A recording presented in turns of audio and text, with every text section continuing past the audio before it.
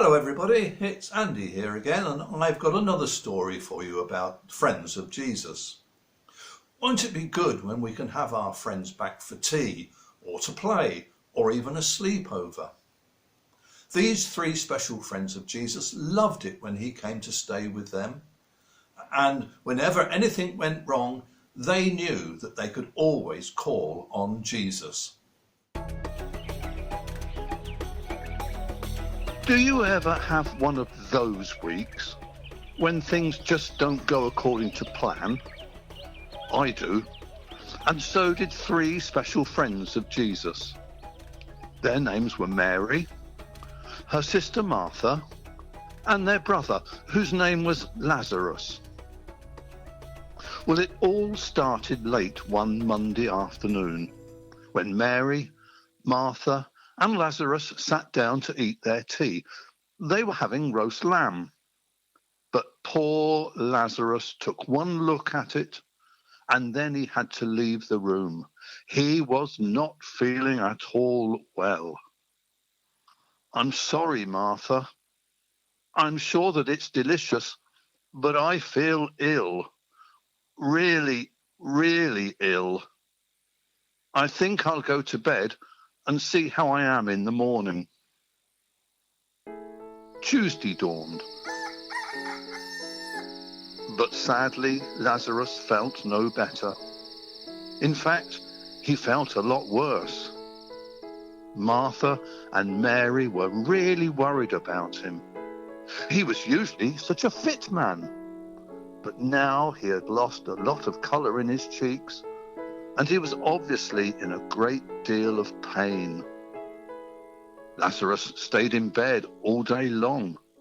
He didn't even have enough energy to eat a slice of bread, let alone walk round the block for a breath of fresh air. Perhaps he would feel better the following morning, his sisters thought. Alas, come Wednesday, and Lazarus was even more unwell. He just lay in bed moaning, sipping water, and falling back into a deep, deep sleep. He felt ill. He looked ill. He was ill, very, very ill. By the evening, Martha and Mary decided they had to do something about their poorly bad brother. "Let's ask Jesus to help," they decided. Now, of course, there were no phones, no iPads or computers in those days, and Jesus was several miles away from Bethany, which was where the brother and his sisters lived. The three of them arranged for a messenger to take a note to Jesus, explaining how desperately ill Lazarus was. Mary and Martha were certain that Jesus would know what to do. He would be able to heal Lazarus, surely. The messenger set off the following morning, Thursday. And although Lazarus was no better, the sisters began to cheer up. They knew that everything would be fine once Jesus was with them. Wouldn't it? But as time went by, the two ladies began to think all sorts of worrying thoughts. Supposing the messenger had an accident and fell off his donkey, or he might take the wrong turning and get lost. Perhaps Jesus had moved on to some other town. What if the messenger didn't find him? What if Jesus didn't come to help them? What if Lazarus died? As Thursday wore on, Lazarus grew weaker and weaker, and the ladies became more and more worried. Martha went up to Lazarus's room to check on him. She took one look, and she knew the worst thing possible had happened. Yes, Lazarus had died.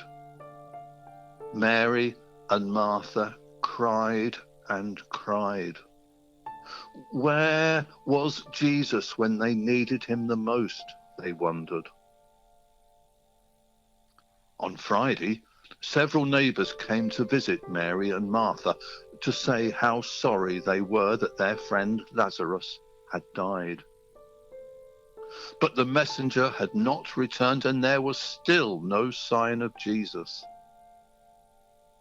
On Saturday, friends from the surrounding villages came to comfort Mary and Martha.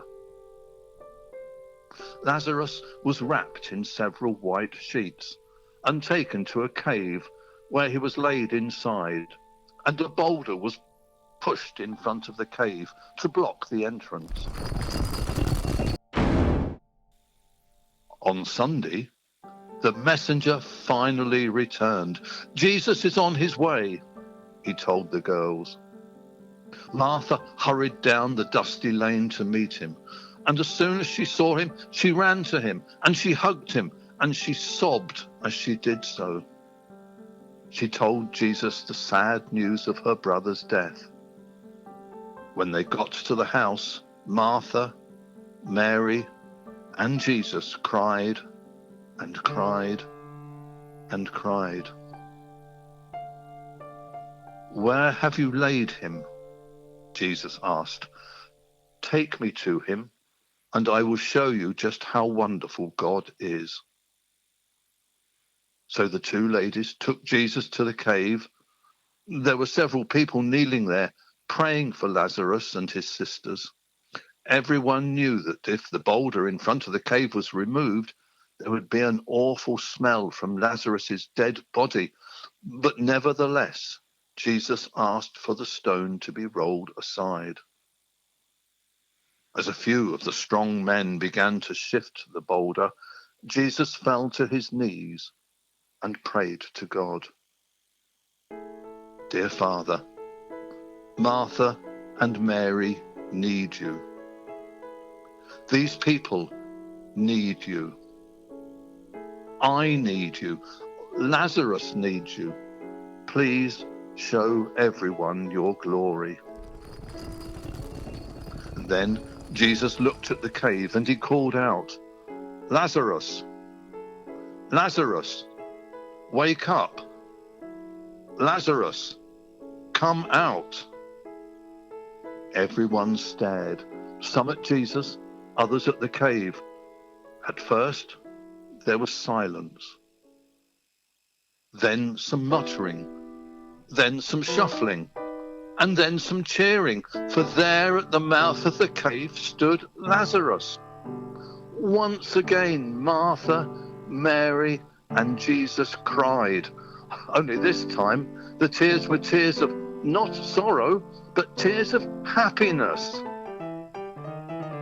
And on the Monday, Lazarus sat at the table and he ate the biggest breakfast you have ever seen.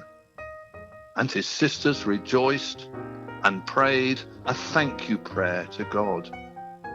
They knew that Jesus was special, and now they knew that he really was the Son of God.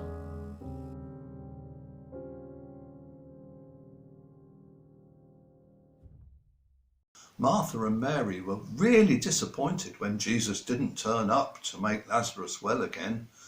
They didn't know that God had something really special in store for them. We may not be able to perform miracles, but we can do good things for our friends to cheer them up. We can write them a letter or phone them up or draw them a picture. I'm sure you can think of all sorts of things to make your friends happy. I'm going to say a prayer, and if you want to make it your prayer, say Amen at the end.